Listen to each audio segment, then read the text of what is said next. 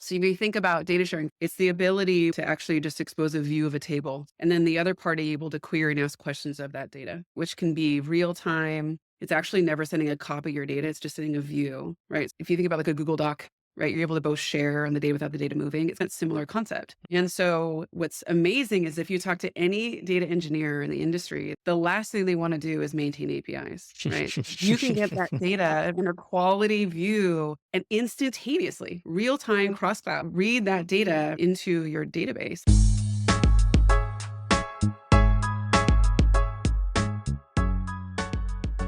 What's up, everyone? Today we have the pleasure of sitting down with Erin Foxworthy, industry lead advertisers and agencies at Snowflake. Erin is a former category development lead at Microsoft Advertising, collaborating with product, marketing, and sales teams. She later became executive VP of partnerships and innovation at Horizon Media, the popular New York City-based ad agency. She was focused on first-to-market creative and data opportunities for her clients. She's also a well-traveled speaker and was awarded the Technology Leader of Synopsys Top Women in Media in 2020. Today, Erin serves as the industry principal for media, entertainment, and advertising at Snowflake, focusing on advertisers and agencies. Erin, thanks so much for your time today. Really pumped to chat. Thanks, Phil. I'm excited to be here. We haven't talked too deeply about advertising on the show, so I'm excited to kind of switch gears just a little bit and have an ad tech veteran like yourself on the show. I wanted to start by asking you about this tension that I find fascinating in advertising between the scientific data-driven methods of ad tech and this more like non-linear creative aspects of traditional advertising, like the admin era, which are harder to measure, but obviously crucial for brand. What are your thoughts on how this space has evolved over the past couple of years? I was really reflecting on this question when you brought this up because I've been doing this a long time. And so what I think is really interesting is early in my career in advertising, media was such a second thought, right? The time that a CMO spent in their commercial spot, their direct mail, their magazine print ad, and all the attention that went into the fine details, I think was everything that the industry talked about. But what happened is in ad tech is that as you see consumers, right, come on in the digital age and the mobile age, and that media became really, really fragmented and so much more types of creative came to market, right? Different types of ad units across all these platforms. It became specialized where I think the media persona had to become very specialized. And what happens is as that growth happens, you kind of pull away a little bit from bandwidth to be as aligned to your creative teams.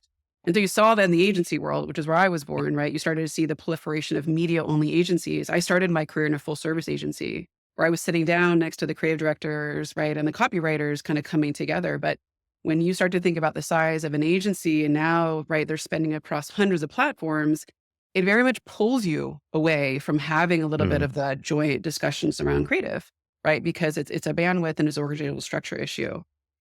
But what I've talked about, and I pontificate a little on this, but I think we're sitting at Snowflake at a unique place to see this, is that I think AI and the opportunity advancements of what's happened in the industry is going to pull that back together. And I know we'll talk about this later, but I think that what's going to happen is you're already seeing it in kind of the walled garden platforms, right? The AI and the bidders and the way they're doing the algorithms, they're trying to make it almost like a turnkey button of let the platform, right, find your goals, do that. Yeah. And will that give more time back into understanding more of the creative production and actually what works on those platforms, either organically or paid, right, within that.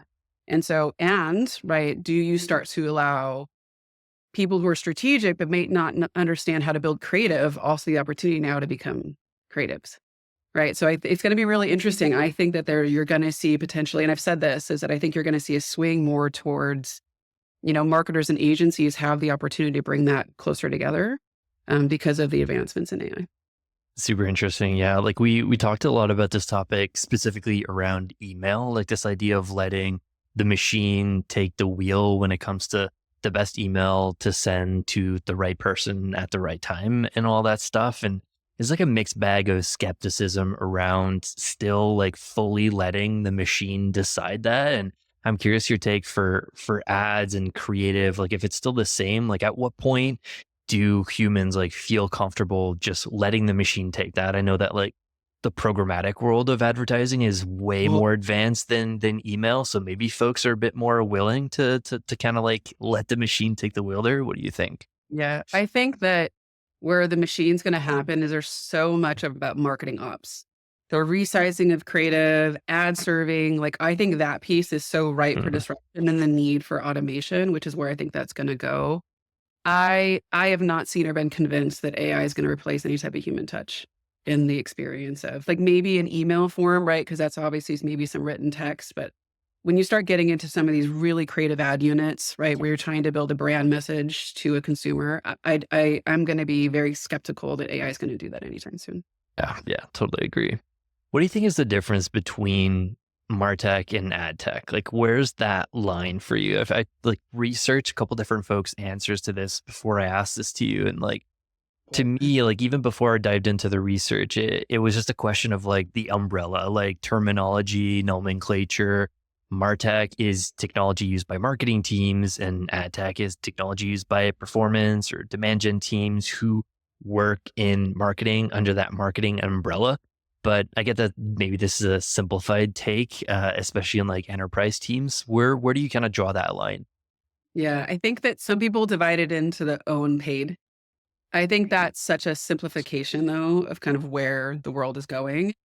And it's interesting because I think some people are like, marketing is for the MarTech is for the marketer. It's the platform that the marketer controls, and ad tech is the platform controlled base. But if you think about it, the marketer really, at the end of the day, they're not creating the technology. A company is creating the technology and the underlying technology, right? And the infrastructure of that is technology, whether it's for the marketer or for, right, the advertiser. And so as the business user, you're just the customer of those technologies in most cases. And so the hardest part I think about our industry is understanding which technology is right for you based on your enterprise needs. And so what's interesting about MarTech and AdTech, at least from a Snowflake perspective, is that as we start to see this world of personalization need to continue, we start to see that one-to-one conversation actually pays out from a business perspective. That's happening, obviously always has in the own channels, but very much also happening within your paid and organic and social and linear and all of the parts of advertising. And so if you start to think about that's all based on understanding your consumer and having the data to feed those applications of technology. Like that's what we start to see is that it's going to be where you can understand, right? If I message someone in a text message or an email deployment, and I understand my open rates and I understand what I'm sending that message there, what I'm also sending them in a social ad, what am I also sending them in the broader marketing, right, persona that I'm actually spending within even my CTV buy. And we've never done that as an industry. Right? Mhm. It's never been something that we've considered on how to really unify that. And so you start to see that convergence. I think like a lot of the, applications in this space that are building on that, it's all about unifying that on top of right, a scalable platform. And so the convergence of that I think is huge. But to your point, I think that the paid and owned is such a interesting take. Like it's just an easy way to describe it, but the complexity of that is much deeper than just kind of that topic. So it's exciting times. Yeah, definitely. We're recording this at the end of July. By the time this launches, it's going to be kind of like September-ish. But we're only a few days after the major Google announcement that they're rolling back their decision 5 years ago to deprecate third-party cookies on Chrome browsers. Pretty wild that Safari and Firefox deprecated cookies like several Mhm. years ago now, and Google is like, yeah, we decided we won't remove cookies after blowing smoke for the last 5 years. Like, what a Yeah. waste of effort on their part. But all the other industry partners and advertisers and CMOs who like had signal loss. What was this a surprise to you, or did you always kind of suspect that naturally Google's money making cookies would never actually be deprecated? I was always 50-50. I'll have to say, like, my own personal take was always 50-50. And I think what they did that is very interesting is that they basically it's the conversation now, there's maybe no deprecation, but there's gonna be potential deprecation by consent, Mhm. right? So they're rolling it back to the consumer to say, right, there's precedent here, right? Apple did it, right, with ATT. Let's let it put it back on the consumer to decide. And so what we don't know as an industry yet is how aggressive is that opt-out going to be? And so I think people, maybe wanna make this assumption that, "Oh, I'm still gonna have, some of my desktop data coming back in through pixels," but are you really? right? The question's really going to be it's kind of just pushed back to the consumer, which they actually just did with GA4 too, right? So they made some decisions now to kind of put the onus and liability back on the users of it. And so it makes sense, right? There's precedent there, right? Apple. So I think that it's not out of the woods. It's just a different type of conversation. Yeah, it's going to be interesting times. I feel like I've always heard that the cookie deprecation was kind of responsible for the convergence of AdTech and Martech. Most of these like post-cookie solutions rely on first-party data. Like first-party data was always like painted as the solution to the cookie deprecation, which is primarily managed by Martech. So we had a lot of conversations about that with different folks. But do you think that like this convergence is less proactive and more of a reaction, initially at least, to Google discontinuing third-party cookies? What are your thoughts on this? Like, am I missing anything in this convergence? Is it the kind of end of third-party cookies that's the main driver? I think it depends on the enterprise. And I'll speak on this from experience. I think that when you have like a really strong, let's say, paid media org, like say it's like a DTC advertiser, someone that was like really granularly getting into the belly of understanding what works from an ad perspective. What you saw early, even before cookie deprecation, was that first party data just works. You know, it's your consumer. You have a one-to-one relationship. Even as a seed, right, building that into a lookalike model in some of these platforms performs better than a lot of the third-party data that sits on those platforms themselves, right? So when Facebook and Google decided, hey, I'm going to kick off third-party data a long time ago, even before cookie deprecation, you were kind of forced to say, okay, I'm going to either use their broad interest buckets, or my other option is to bring in first party and scale that. And if you were testing that years ago, you were already seeing it works. It works better than a lot of what's already out there. And so with the idea of cookie deprecation, I think that just continued to force that narrative, at least from the paid side. And so when in my background, what happened is okay, well, first party works. Now I have to go upstream into Martech to get that first party data. Now we needed, so it was probably rare, but this is how it happened for us. It was, okay, well, now I need to take my first party data. Now this was DMP days. So this was Crux. Right? So this is when I first started in Martech, but it was driven by the fact that actually first party data was working in paid media. Which is rare, right? It usually kind of goes the other way. But for us, we saw like, wait a second, we need to start to segment these users. And now let's get into more of the own channels and you start to unify that. And that was years ago. And we were really lucky to be ahead, my team that I was running at the time, to be ahead of that. But I think that so cookie deprecation, yes, it's the reaction. But I think if you also spend a lot of time using that data across all of your channels within paid, you also realize that it works. That's a cool way to think about it. Using first party data as a seed for lookalike audiences. I feel like that answers like one thing that I was going to ask you about. Like the common hypothesis is that first party data can replace third party cookies. And this idea kind of stems from like all these rich insights that you're getting from first party data, email, transactional behavior, but even like zero party data, like people willingly sharing information. All this data can strengthen your personalization, but it is a lot more sensitive and personal when you're dealing with PHI and PII. But first party data is about known audiences and like people that you've reached already. And it can't really match that volume of third party cookies and that unknown audiences that you could reach. But you just mentioned this idea of using first party data as a seed to open that box a little bit and find people that you could reach. Yeah, would love you to unpack that a bit. Yeah. So how we see this unfolding in kind of the first party, to what you said, the richness of own personalization. And that's obviously amazing when you have a lot of data to do that. Where it's interesting, I think, in the landscape that's happening is that your first party data, even not at high scale, is going to be the signal that you build upon. So to your point, the seed and the platforms tied to, let's call it the first party data of the platforms. And this isn't just the walled garden. So if you think about publisher data, the richness of Disney's data, the richness of NBCU's data, the richness of, right, a lot of these publishers' data, they know their consumers. On their opposite side, often on Snowflake, they're doing the same thing. They're unifying that customer data so they have a better understanding of who they are. So if your seed now informs their data sets, and then on the other end, you're bringing that seed and conversion data back in to help them optimize against their first party data, that's kind of, I think, where we start the industry going. It's the tail ends, right? So you're coming in and informing the algorithms and the data that these companies have collected about their consumers.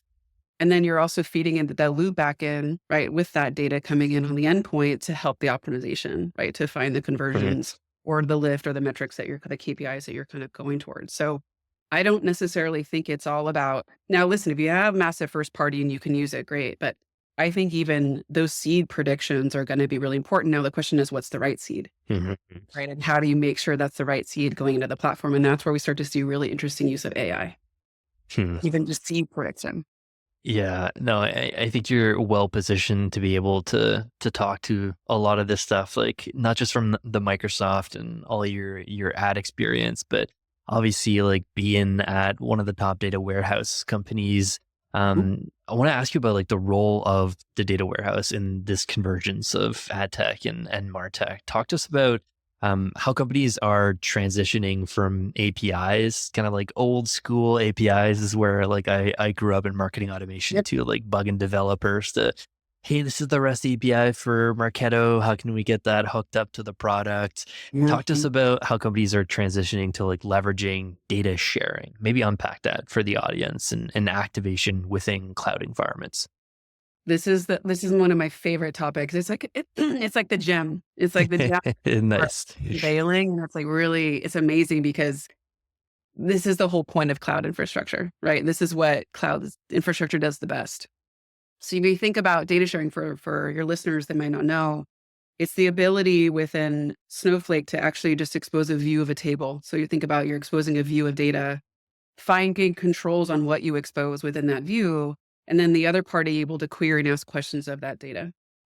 And so if you think about that, right, which can be real time, it's actually never sending a copy of your data, it's just sending a view, right? So you sometimes we explain it a little bit to business users because how I would think about it early days is if you think about like a Google Doc, right? You're able to both share on the data without the data moving. It's kind of a similar concept.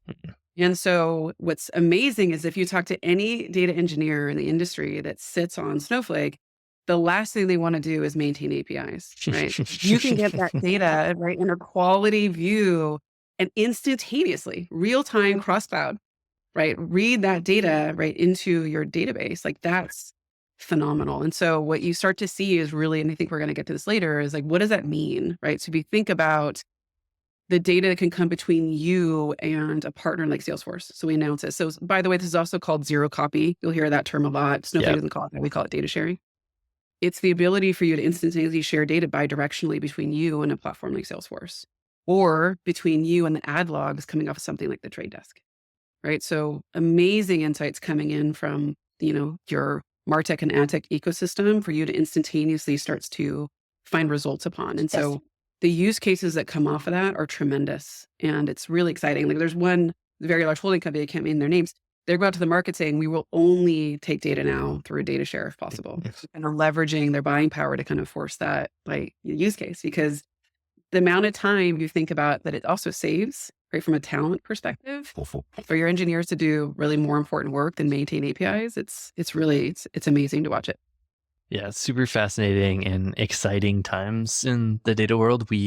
I don't know if listeners checked out the deep dive that we did last year on the whole battle between packaged and composable CDPs, but we touched a lot on zero Yeah. copy data because it's like one of the cornerstone arguments of why would you go the package route? Because they are essentially recreating a big copy of your data warehouse and you're having this chat with your engineering team and trying to pitch them on having a CDP just for marketing. And they're just like, so you're basically trying to pitch recreating all the work that we just did in Snowflake, just like in a new third party, just so it could be closer to marketing data. So yeah, zero copy data is what I'm a bit more familiar with as the term, but I like the concept of data sharing. Like it's a bit more explainable in the term.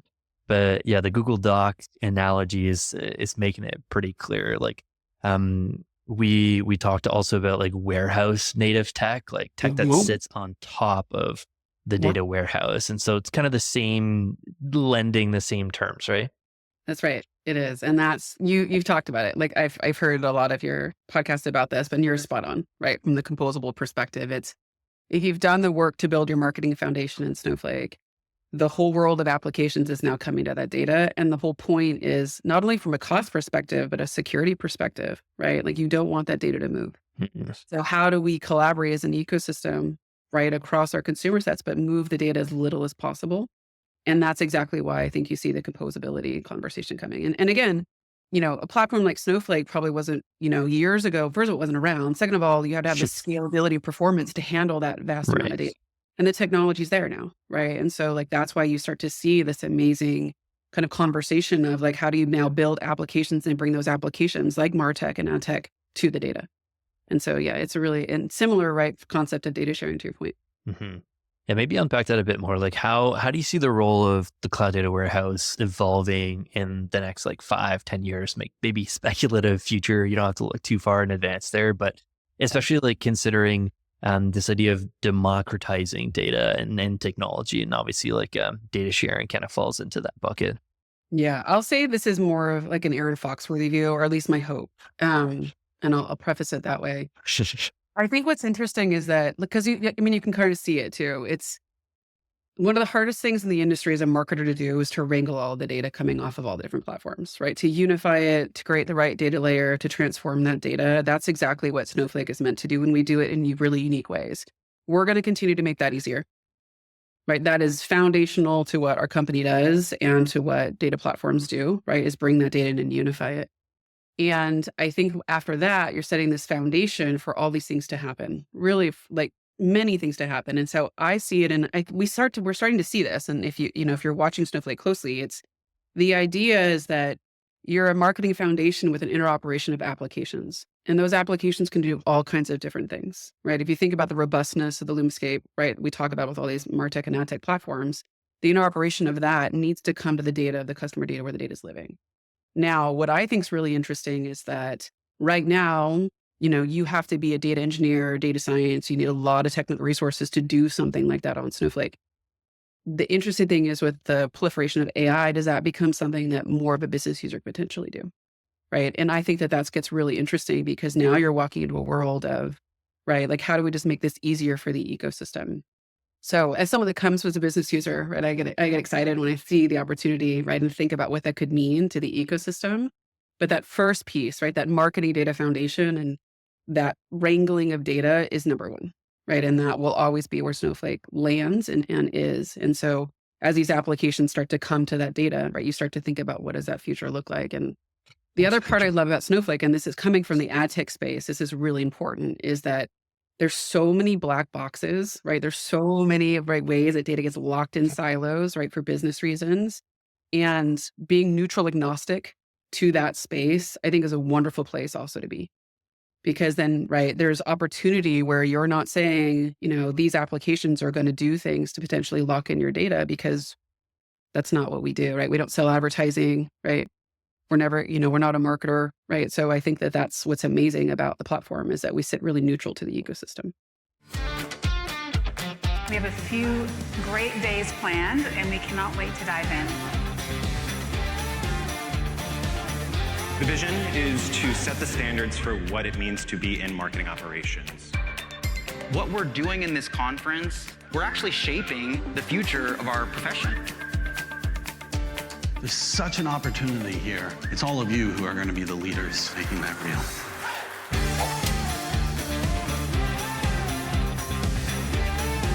What we need to do is focus on data analysis, research.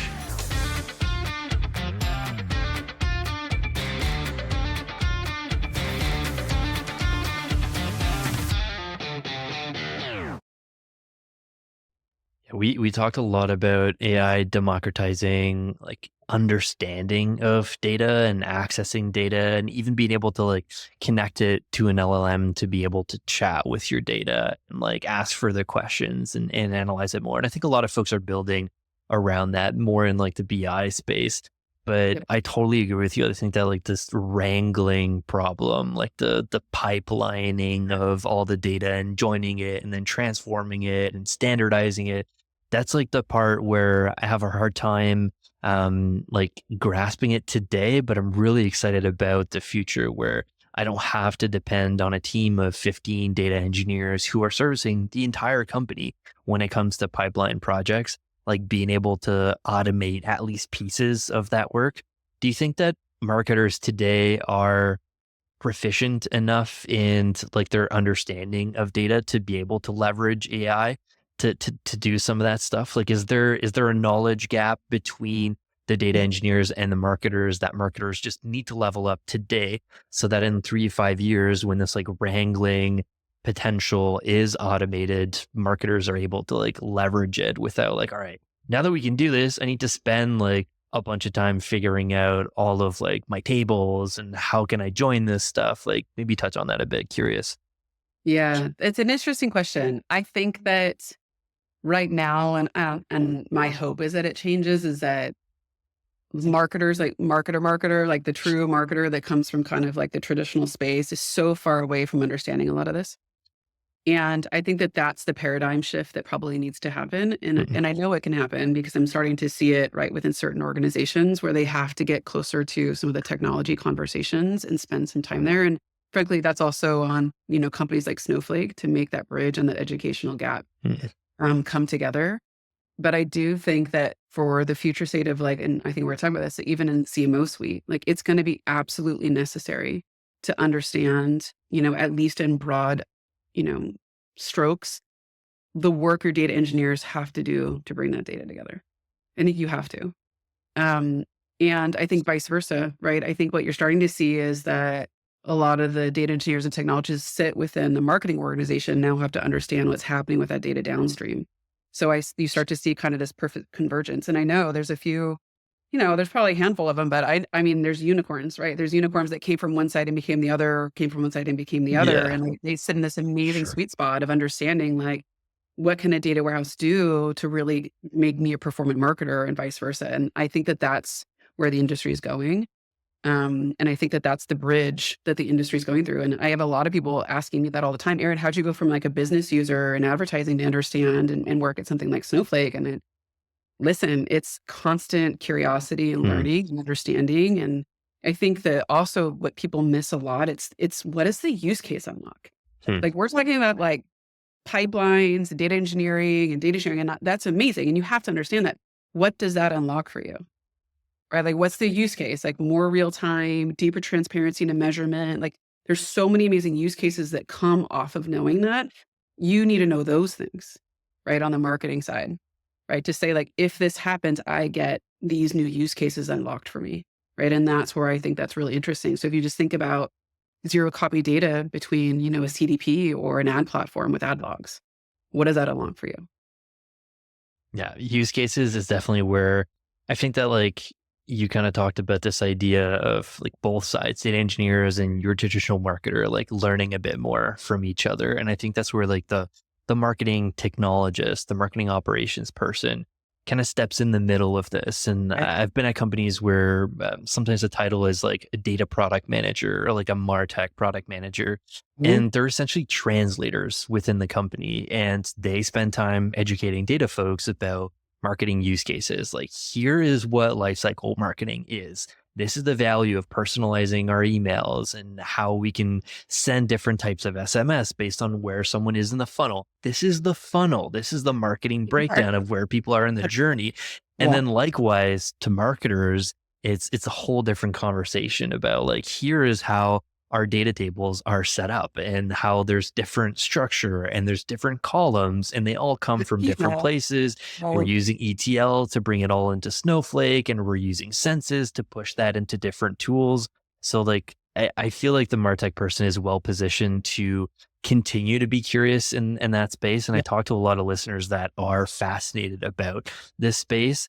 Yeah. And we had Scott Brinker on the show last year, and it was like a momentous event for us on the show. Huge fans of Scott Brinker, and like probably one of the archetypes who like got me into marketing ops in the first place. And one topic that he's talked a lot about recently that you just mentioned a couple of times is the data layer, and how do you I wanted to ask you, like, how do you kind of envisioned this data layer with the integration of the data warehouse or data lakes? He calls it a lot of the times data lakes, but like transforming this idea of like how effective and efficient marketing operations teams can be what's the true business value that you foresee the data layer bring in to the entire marketing organization, especially when we talk about like AI and co-pilots coming into play?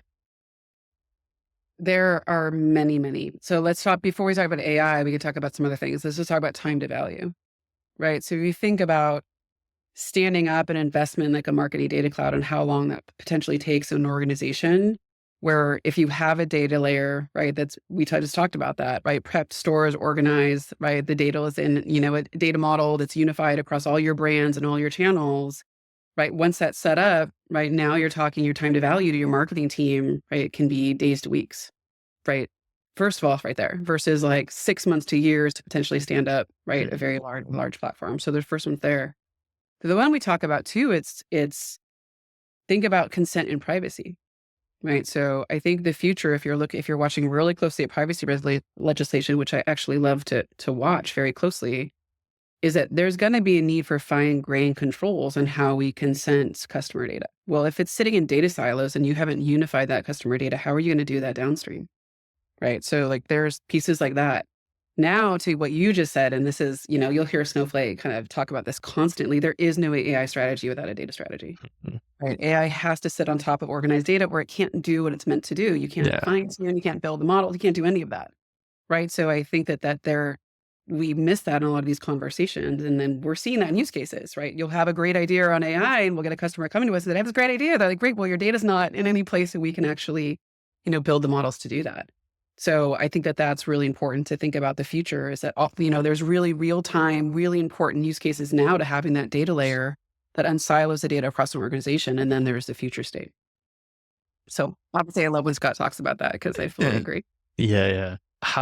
What advice do you have for marketers to like prepare for this, like this future of marketing AI, where the data layer is influencing a lot of like the capabilities? We talked about like being more literate in terms of like data literacy and like being more curious and trying to learn more a bit on the data engineering side of the world. But what else comes to mind if you're like giving advice to marketers that are listening, that are just like, I want to be well positioned to be someone to land senior level gigs, to know that like this is where the industry is shifting? Like, what advice do you have? It's a great question. It's hard because marketers are really, really busy, right? And you have a day job, right, to do. And it's one of the most, I'd argue, one of the busy jobs within an enterprise. I would say that the nice part is that a lot of the material that's coming out, listening to, obviously you, Phil, and others, I spend a lot of time listening to thought leaders and podcasts and reading about people who are sitting on the front lines see the vision going. So I think like you have those type of resources in the industry to listen to. I think that's exceptionally important. There's also, to your point, this kind of new marketing operations person that's kind of coming instead of being the translator. I think knowing those people or hiring those people is really important, right? For a marketing organization right now, to find those unicorns and have them in your organization to start to educate both sides, exceptionally important. It's also a very ripe time right now for SIs. Consultancies are very happy right now in this very complicated landscape, right? So, in my background, right, SIs were never a part of like a media marketing organization, and obviously it's much more proliferant in maybe the Martech space. But there's some amazing companies that are just coming in just to do this.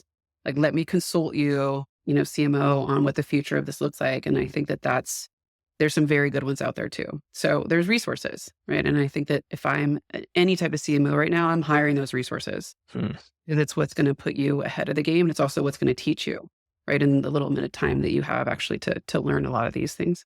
Yeah, great advice. Let's unpack the new demands of the CMO office. Like we can circle back to like the transition away from third-party cookies. I feel like has caused a lot of not just marketers, CMOs, but a lot of like privacy folks, like you just mentioned, who have relied on addressable media for a lot of years, and they need to like address signal loss essentially. And over the past decade plus, marketing has grown in a bunch of different stages, like programmatic advertising and AI-driven personalization. We talk a lot about that stuff. This has led to, like you kind of said, fragmented systems where different parts of marketing don't communicate very well, especially in enterprise.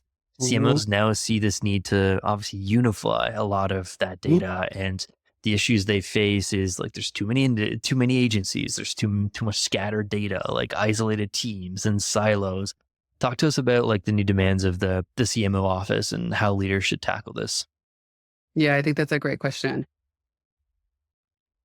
It's interesting because when we get into a CMO office, usually what happens is, and this is just my personal experience, we talked to quite a few CMOs in the last few years, is they usually lean in a specific space or come from a specific background. Hmm. And so what happens is that you get kind of a lean into an enterprise based on that background, right? So maybe I was a traditional marketer, right? And so I really understand kind of that space and I'm trying to learn from a media perspective, right? How do I actually broaden my understanding and into areas, like PR or promotions or right other areas of the marketing organization, right? And so then you start to kind of see a push, but there's a lean towards understanding the specific piece of the marketing world. And I think that's really hard because I think now, if you're not in a seat of a background of understanding how technology is going to actually influence all of those things, that's tough.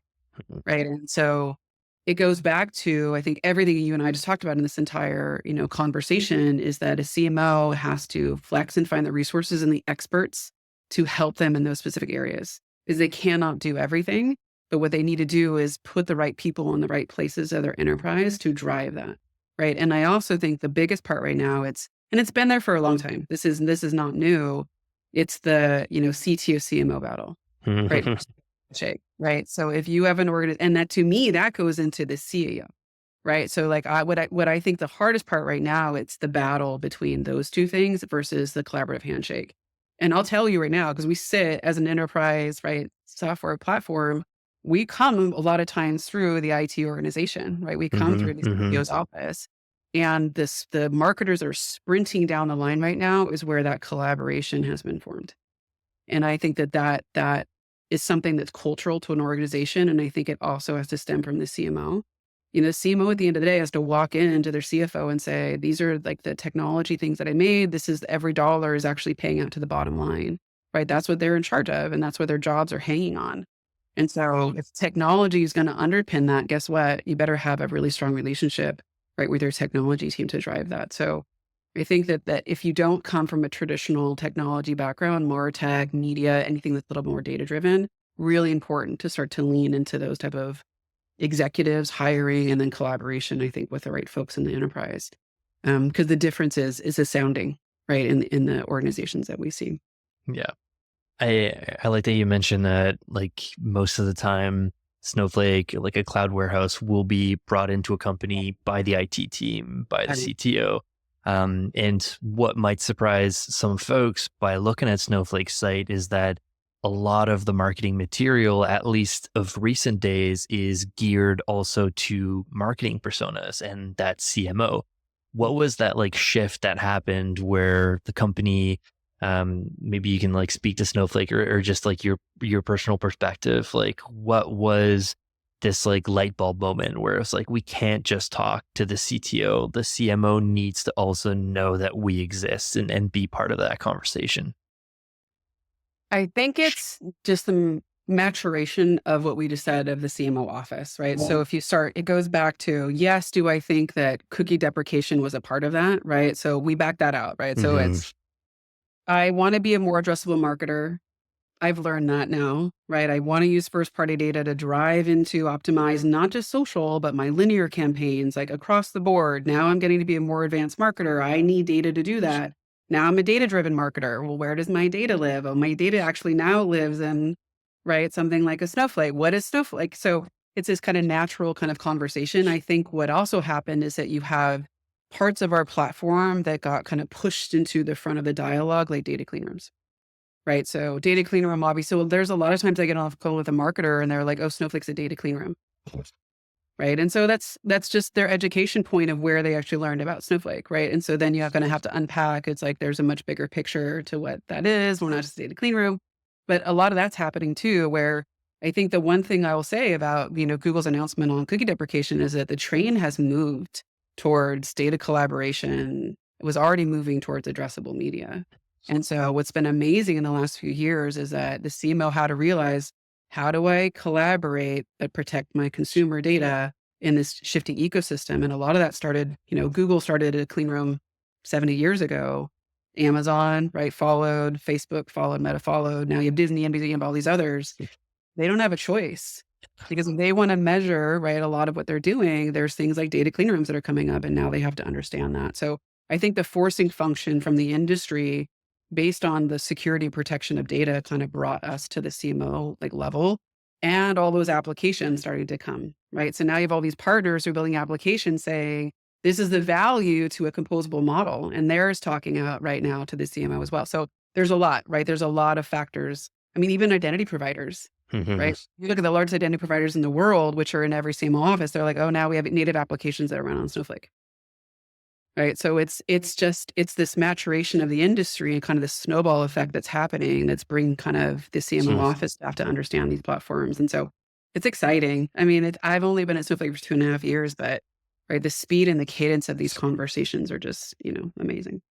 Your passion is definitely shining through, and your knowledge in this space. And I definitely appreciate the insights you brought today. Myself, I think one of my favorite parts of doing the podcast is obviously like I get to sit down for an hour with industry experts, and it's hard sometimes to always grasp like all the insights that come out of conversations right now, like real time. And so I convert all the audio episodes into long form blog posts for folks that just want to like read key takeaways. But part of that editing process is also reliving the podcast and like re-listening. And I feel like I'm definitely going to enjoy that part of our conversation as well. So I thank you for sharing all that. I got two more kind of bit more fun questions for you. Sure. Obviously, humans of Martech, we cover the human side of Martech as well.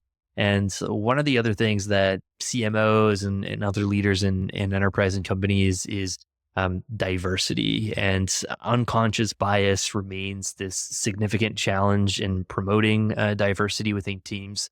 What strategies or training have you found effective in your career so far in combating this and ensuring a fair and supportive environment for women specifically?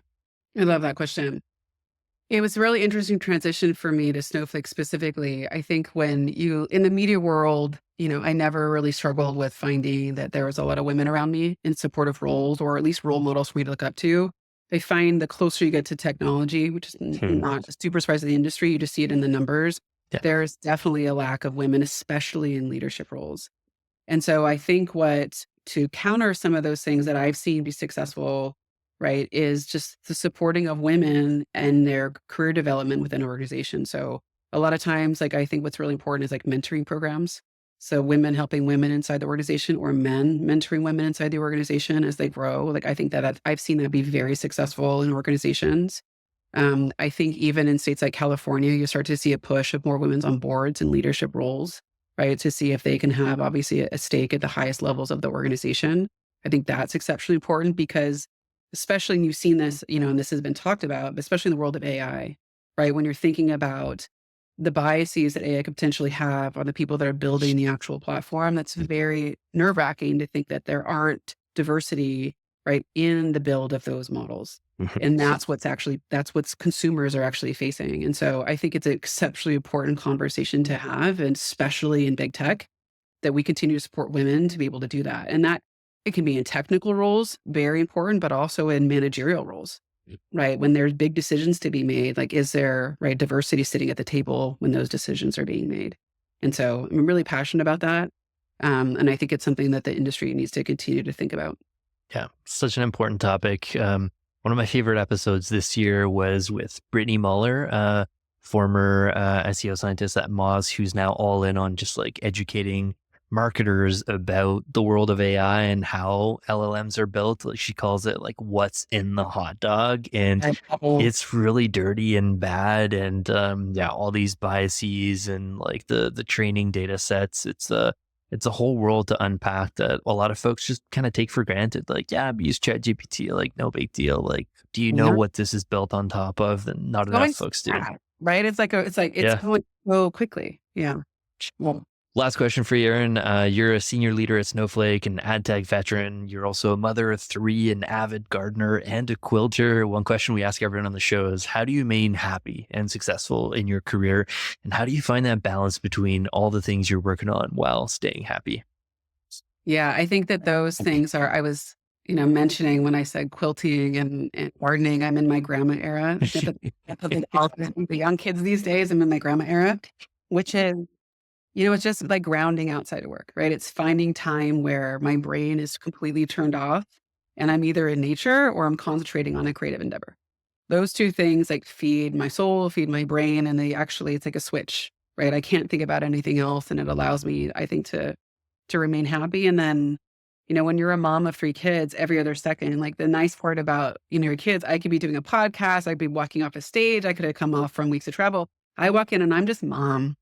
Right? And you don't have a choice, you're mom, right? And it doesn't matter. And so all of a sudden you're in a whole different persona and they demand your ultimate attention and they should have that, right? So I think I've been really strict about that in my career is that I'm mom always first.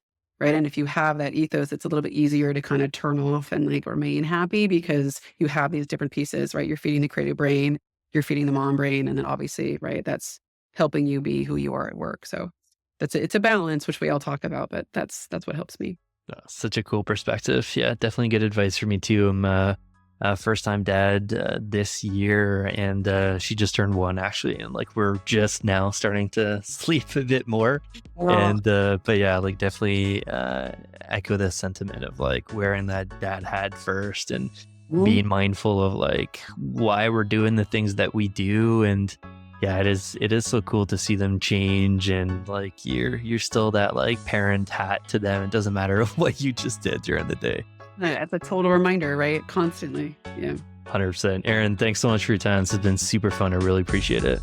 Steve, thanks for having me too.